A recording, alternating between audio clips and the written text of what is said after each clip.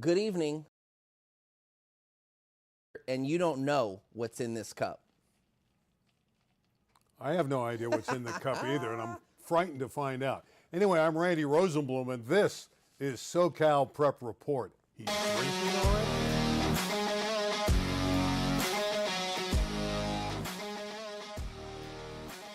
I gotta say, I got a nervous stomach right now, in the pit of my stomach. I'm just sick over the weather forecast tomorrow. We got all the playoff games coming up in prep football. Looks like we're going to have bad weather, rain, lightning, maybe snow flurries. Who knows? I'm just really sick about the weather report. But we did have a great week this past week, and it starts, Tarek Vital, with flag football. How about the ladies first? Well, first off, you sound like a typical Southern Californian that, like, the rain's coming and you want to run for the hills. What's in the cup? Sprite. It is? Yeah. But I will say girls flag football, the pinnacle of it all. I mean, I think there's going to be a national champion crowned from the winner of that game that you're about to talk about right now. Well, let's talk about it. Jay Sarah getting by Orange Lutheran for the third time this year. 25-20. Kate Meyer, the winning touchdown late. Olu had a couple opportunities to throw it into the end zone at the tail end of the game. Failed, and Jay Sarah is the champion. They're 28-0. They should be number one in the country. They beat Olu, who was the champion from a year ago. Just a great performance by the Lions. I think it's likely there are going to be some publications, most likely like Max Preps, that will name them national champions, and deservedly so. And what's most impressive about the win was it was the third time beating Orange Lutheran, which is always hard to do, let alone a second time. A third time is pretty remarkable. All three games, tight games. This one, another tight one. And they picked off the great McKenna Cook 3 times. Earlier game, they intercepted her one of the times 4 times. Yeah. But to get 3 of her passes in a championship atmosphere, that's big time. Yeah, it is. And look, I think sometimes you look at the numbers, both positively and negatively. These quarterbacks are throwing for like 90 touchdowns, 100 touchdowns in a year. So naturally, there's going to be more interceptions, and it's just part of it. Corona Del Mar, CDM, gets by Westlake. This is the D2 final. A big game for quarterback Addison Stern. She runs for 3 touchdowns for CDM and throws for another. Yeah, there were actually a lot of San Fernando Valley centric teams in championships. I know Castaic, Alamany, and West Ranch were in CIF finals this week, and Westlake in the D2, so they come up just short. But all these finals were, from what I saw, pretty close. Here's another one, Roosevelt Eastville in the next division, D3, 14-12. Really a nice game there. 30-yard touchdown run from Emma Goodland was the difference in the game. And we got, whoa! Is this the 30-yard touchdown run? Wow, that was really good. That's Can we run that 30. back? I don't know if you don't have to. I don't want the system to blow up. I think that's Emma Goodland. Well, I like the really nice kind of squeezing between like a narrow. Yeah, that move right there. Look at this move. Look at this. Oh, that's awesome. What a nice move. That should be like on SportsCenter. How about Larry didn't even tee that up for us? We didn't know that Emma's touchdown was going to be on air here. Yeah, that's fantastic. I might need a clip of that. I think that could get on SportsCenter Top 10. But this looked like a great game, and what was it? 14-12 was the final? 14-12. Give the championship to Roosevelt Eastville, and congratulations to that football team. And flag football, I love the big plays, the passing, the excellence, the execution.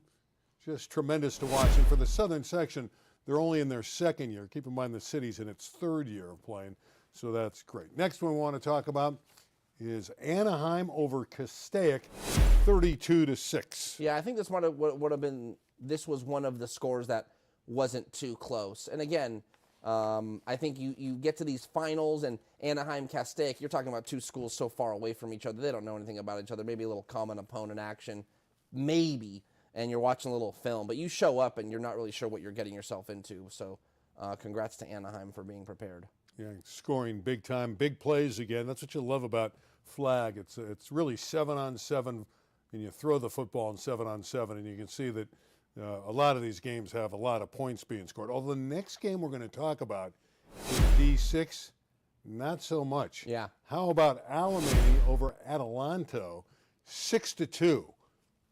a defensive slugfest. They had one young lady, and I can't think of her name. That's almost pointless to bring up if I don't remember her name. But I know she had 2 interceptions and the lone touchdown in this game. And I know that because she was the Daily News Girls Athlete of the Week from Alamany. So kudos to her. And I believe she's only a sophomore. So talk about having an impact in a low-scoring game. The other beauty of the sport This is it. This is the one touchdown. This is the beauty of the sport that you mentioned, youth. A lot of young players for all the teams. I mean, Jay Sarah's team that won the highest division, D1 in the southern section, a lot of freshmen and sophomore players because these girls are now just coming out to play the sport. So they're young teams, and they're going to get better and better. The sport's going to get stronger and stronger, and that's great. All right, let's move ahead to the city section. We'll go to the open division. They held their semifinals yesterday. This was a stunner. Marshall over San Pedro, which has been the best team the last 3 years. All 3 years they've played the sport, and the Pirates have been knocked off late in the tournament all 3 seasons. Yeah, real quick, last stat on the youth of girls flag football. I think what happens is a lot of the girls that are really sports-centric, Randy, by the time they're juniors and seniors, they get more serious about one sport. You get a lot of freshmen and sophomores that are serious about another sport, but they're so young, they're willing to play flag football. And if it starts panning out and that becomes something they really, really like, they'll stick with it. But I think that's why you're seeing more of a youth movement in girls flag football. In regards to Marshall and San Pedro, I mean, come on, what's better than an overtime game? 1-point overtime game, too. This one wasn't as close. Eagle Rock over Panorama. Eagle Rock's another powerhouse. They got a young lady by the name of Nyla Moore.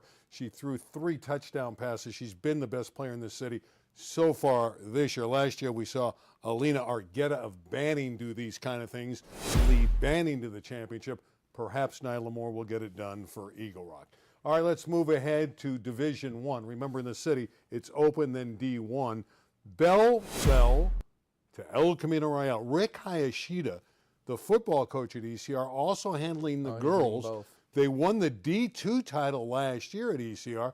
They move up and they knock off Bell. Well, not to mention, he did a good job with the football team. They had a winning season the first time in a long time. So kudos. They lost to Dorsey last week, so they're done. Their season's over. They lost in the first round of the Division I playoffs. But to see him still ramping it up for flag and in a higher division means that they're getting better. And they'll play Carson, which was a 7-6 winner over Franklin, over the Panthers.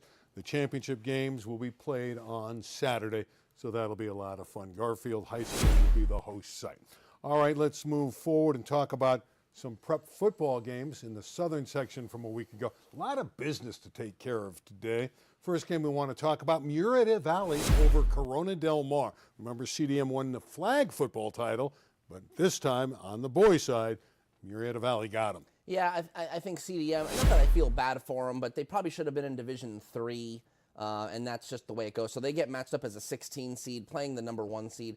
And Murrieta Valley is a team I think, given what they did last year, remember, they were the Division II runner-up, and here they are again in Division II as the number 1 seed for a second straight year. So I feel like they are probably the team to beat in that field. Obviously, they're the number 1 seed, but there's experience there too. Keep in one, the highest division, D1, didn't play last week. They had a bye till this week because there's only 8 teams. All right, let's talk about Los Alamitos. Lenny Ibarra is the story here. Yorba Linda was leading much of this game.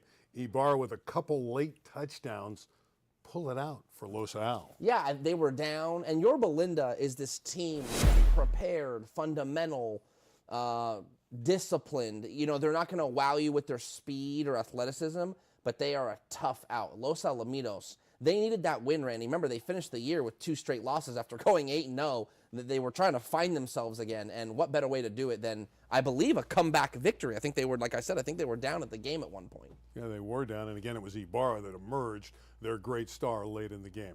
Lusinger is one of these teams. We don't talk about them a lot, but they don't lose. They beat a very good Crean Lutheran team here in the D2. They double the numbers on them, 34-17. Sakona, their quarterback's having a big year. Lusinger's having a sensational season. You got to give it credit to Coach Jason Miller. I mean, he just knows what he's doing over there. His brother, Keith Miller, is at Bellflower. They were 0-10. I believe they finished the year like 7-3 or 8-2. And so you got Keith Miller at Lusinger, who took down, I think a lot of people were expecting Crean Lutheran to win this game because of the talent and the speed, and that they're just this really good team. I believe they finished either 9-1 or 10-0. So they were the favorite, and Lusinger comes in with a physical approach and knocks them off. So they're a team to beat. I believe they play Chaparral next week. Russell Sakona, that quarterback, did throw 4 touchdowns in the game for Louisinger, and he came off a hand injury, so give Russell a lot of credit overcoming the bad hand and having a great game. You mentioned Chaparral. They murdered Chaminade 63-42. A lot of points scored there. Yeah, Dane Weber, I think he scored 6 or 7 touchdowns in the game, broke a record. So not surprising. A little bit disappointing for Chaminade having such a great year in the Mission League to get ousted like that and get 63 hung on them. But Chaparral was battle-tested and ready for the game. In D3, Notre Dame over Laguna Beach. Laguna Beach had the better record. Notre Dame obviously had the better team. Right. Washington ran for 3 touchdowns for Notre Dame.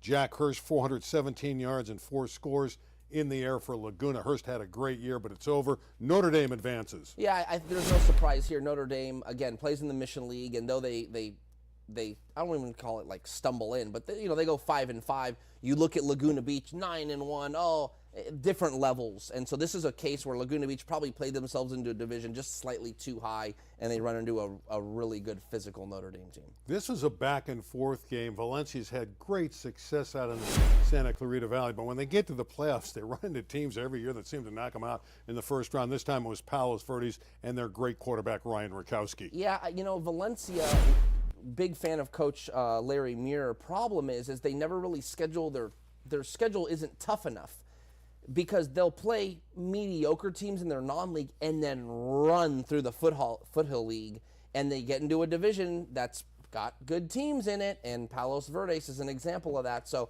if I'm Larry Muir, I'm trying to go find juggernauts in my non-league to prepare myself, because I know league play is going to be smooth. Speaking of juggernauts, Pacifica of Oxnard. Pacifica, they haven't lost. I mean, they're 42-2 over Oak Hills. Tyler Lee is the great quarterback at Pacifica, and an easy win. Yeah, I know that they won big, so that was a kudos to Pacifica of Oxnard. The one thing I'll say about that game, it proves that Pacifica Oxnard is tougher than we all think, because they're known for this Taylor Lee throwing touchdowns and their speed and athleticism. Oak Hills is known for their ground and pound. So the fact that they were able to out-physical Oak Hills is impressive. Rio Hondo Prep doesn't have a lot of students. It doesn't matter. They have good football players, enough of them. And in D5, they outscore TO. Yeah, tremendous victory. They were down 21-8, I believe, in the second quarter. And Noah Peñaneri absolutely carried them with 262 yards, 3 touchdowns. I mean, tremendous player. So Rio Hondo Prep, only 82 boys in the school. Thousand Oaks, about an 1,800 enrollment. In D5, in a game we had on LA 36, the 16 seed Redondo Union gets by Torrance. Really good football game, 21-14 here. Redondo Union has a young man by the name of Boa Osmus that was great. Here's an early touchdown scored by Torrance High School. They jumped to this early 7-0 lead. And you were thinking Torrance, the #1 seed, might blow them out. Cole Leinert, the quarterback. Yes, Matt Leinert's son throwing a TD here. Nice toss. It was a nice toss. Gets the touchdown to tie it. And then a guy by the name of Bo Osmus, #7, took over the game. There he is in white. Just a tremendous running back. He was great on offense, had a couple interceptions on defense. He was the story, and Redondo Union avenges an early season loss. Is Redondo Union in the Bay League? Is that correct? No, they're in the same league. Redondo Union is that? And Lusinger.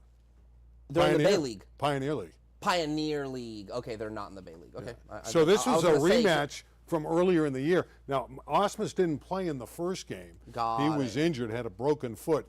What a difference when he comes back. I see. Okay, so Torrance and Redondo Union are in the same league. Same league. I wasn't sure if Redondo Union was maybe in the Bay League with Lusinger and Englewood and stuff, because I would have probably said something along the lines of the same. There's always this same angle in the playoffs where you get teams that don't have great records, but they're way more battle tested, and they end up winning games. Also, Newbury Park, who won the D2 championship last year, dropped this year. Now they run into Loyola in D5, and Loyola knocks them out. Yeah, not surprising here. Look, your five-star quarterback committed to Michigan goes down with a knee injury, ACL, unfortunately. That's going to decimate your team. So their season's over. They had a great run. So's Crespe's season. Now, Crespe, the Celts in the Valley, they're in the casino. They were undefeated. They're talking up championships. Look at this. D6, they're out. Yeah, I don't know how much championship talk was going on. I'm building it up right here. Yeah, give them a little. But this is the other side. They basically played nobody all year long, to the point where their toughest game was in a win or go home situation, and they are going home. Okay. We'll make this point. We saw that Torrance lost to the 16 seed Redondo Union in D5. D6, Crespi, we just noticed they got knocked out. Here's another one. Silverado in D9, number 1, loses to 16 seed. Village Christian in D10, they go out. They were the number 1 seed. And in the 11th bracket, in D11, St. Anthony got beat. So all these number 1 seeds are 5 in knocked total. out. 5 by 16 seeds. So that brings us to point counterpoint. Okay. See a little. See okay. how we Teeing segue it up. in? Yeah. Teeing it up. Should we do away with the computer, which put these guys together, and obviously these 16 seeds were better than the ones, and go to some kind of playoff committee like they do in college football? Yeah. Tarek, you're up. Yeah, it's a good question, and the playoff system always change. You've been around, Randy. They always kind of go through different models. I do like this system, and here's why. Your number of 5 number 1 seeds going down is a good thing. Why?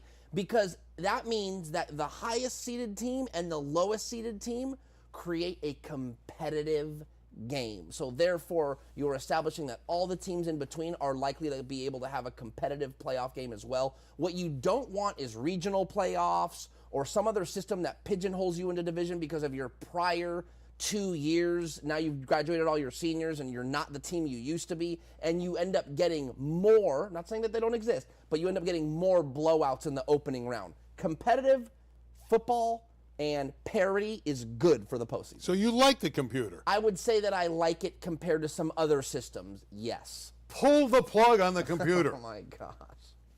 Why are we playing the regular season if you're going to have a competitive game in round 1? And let me tell you why. Oh my Here's where I'm word. going. If you go run the table, you have a great season, you're the dominant team, shouldn't you get an easier game in round 1? Aren't you supposed to be rewarded for the regular season instead of putting up a team? And I saw it in Redondo Union, might have been the better football team than Torrance. So why are you playing a team that's as good or better than you when you're supposed to be rewarded for a great season? That's my point. Get some humans in there that have the heart to know what's going on rather than this dumb computer that has fed horrible information.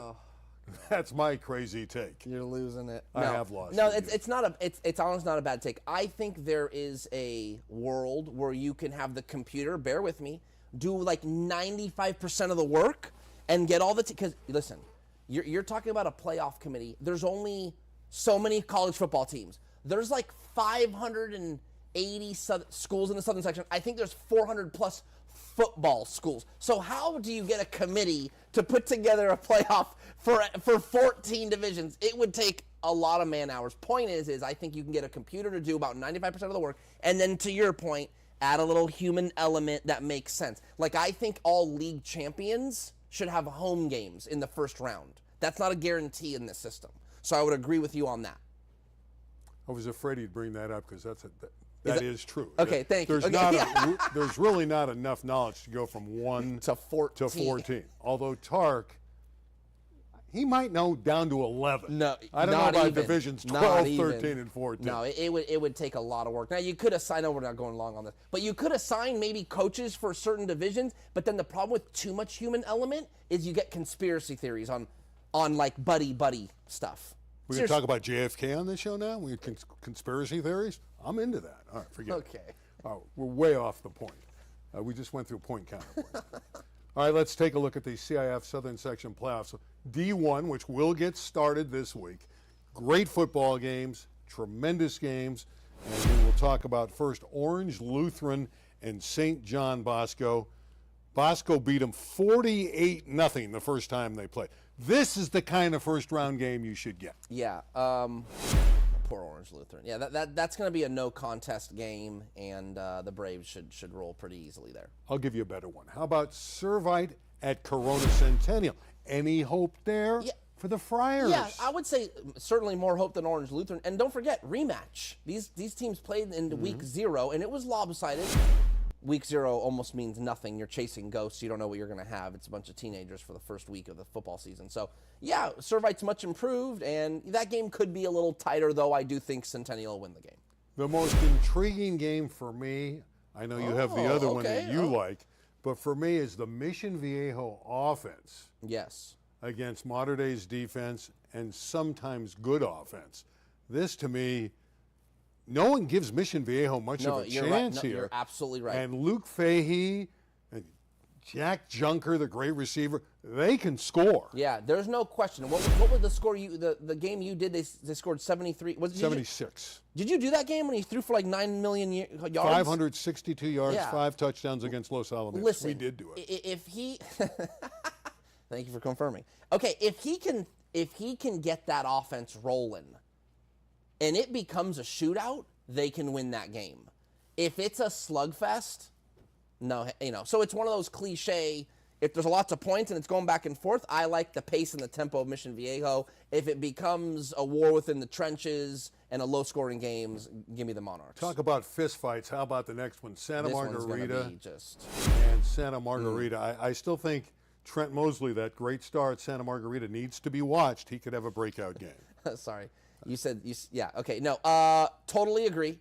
And I think this game could be like 14-9 if we're lucky.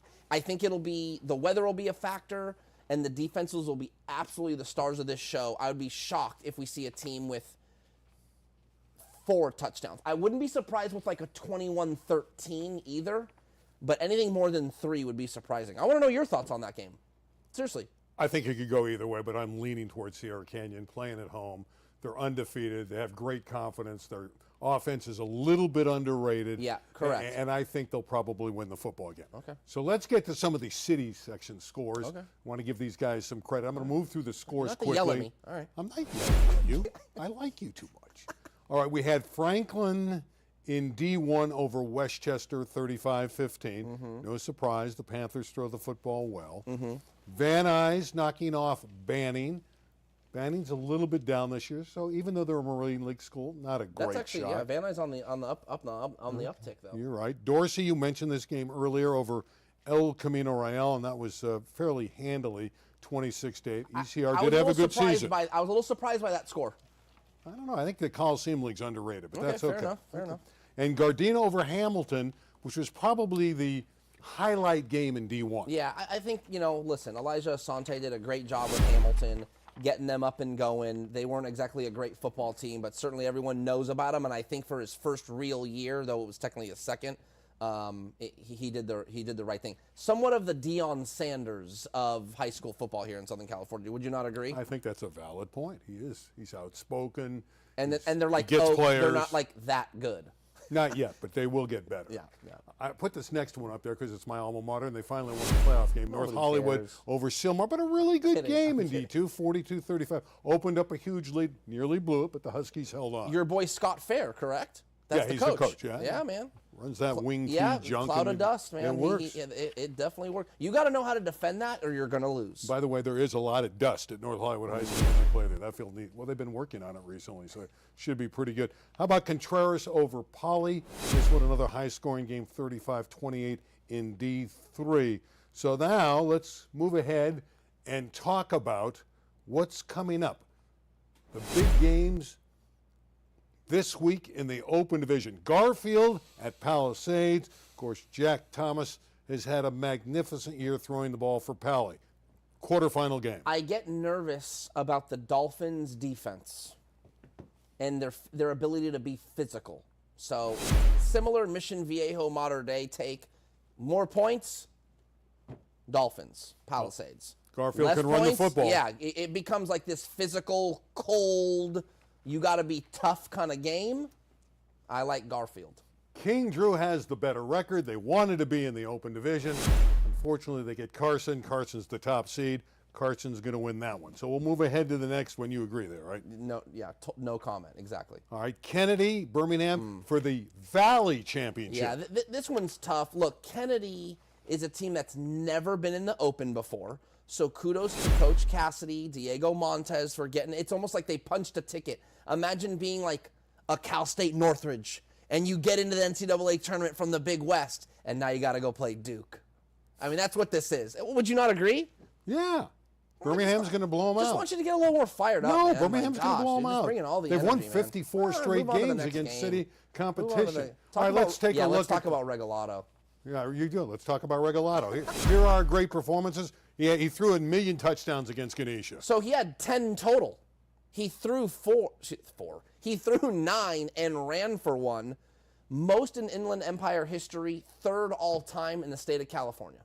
Look at the other performances, though. Jefferson for Cathedral over Western with the passing and the running, and Mesa, the quarterback at Paraclete. Look at those numbers, 446 yards, 7 touchdowns, beating Long Beach Wilson. We had a couple other tremendous performances, but we have great performances every week, and we're going to show you those momentarily. I know they're going to pop up. There they are. Thomas Alexander. How about the wide receiver, San Clemente? 4 touchdown receptions, plus an INT, a fumble recovery as well in the win over Beaumont. And I like Colin Creason, the quarterback at Los Alamitos, 227 yards, 3 touchdowns. We talk about Lenny Ibarra all the time, and he was the story against Yorba Linda. But Creason's a very good quarterback. I do love, I love standouts that impact both sides of the ball. You really only get that in high school football. I mean, don't get me wrong. You have the Travis Hunters of the world, but I mean, how often do you see a guy like that? Not very often. Exactly. Palisades is back on top as the LA City section champion in girls volleyball. They beat Venice, and those are 2 Western League rivals, 2 best teams in the city. Congratulations to Pally. They've won 1 million titles. Also, Sierra Canyon, they've already won the southern section in girls volleyball. They won the title over Modern Day, but I want to bring up this point. There's a question for you. Can Sierra Canyon, they can, of course, anything's possible, but will they, maybe that's a better way of phrasing Love it, win the state title in boys football, in the football, in the girls volleyball, and girls and boys basketball? Can they win them all state championships? Obviously, like you mentioned, the possibility is there. I think they have a great chance in boys basketball. They're the #1 team in the state preseason. A very good, so great chance in boys basketball, a very good chance in girls basketball. Girls volleyball, they're like, you're talking, 2 wins away. Thank you. And they're 2 in the country. Very, very, very. I would say actually that's even at this point with 2 wins left in the back pocket potentially. They are actually have a greater possibility than the boys basketball. So girls volleyball, yes. Boys basketball, very good. Girls, huge chance. Believe it or not, it's the football at 10-0, and as good as they are, as dominant as they've been, that's the big question mark this year. Let's go back to the football, because even though I kind of disagreed with you last week, I now agree with you. Okay. As I look at the bracket, you're coming Sierra around. Canyon got duped. Yes. Look what they have to go through potentially. Yes. Santa Margarita. Yes.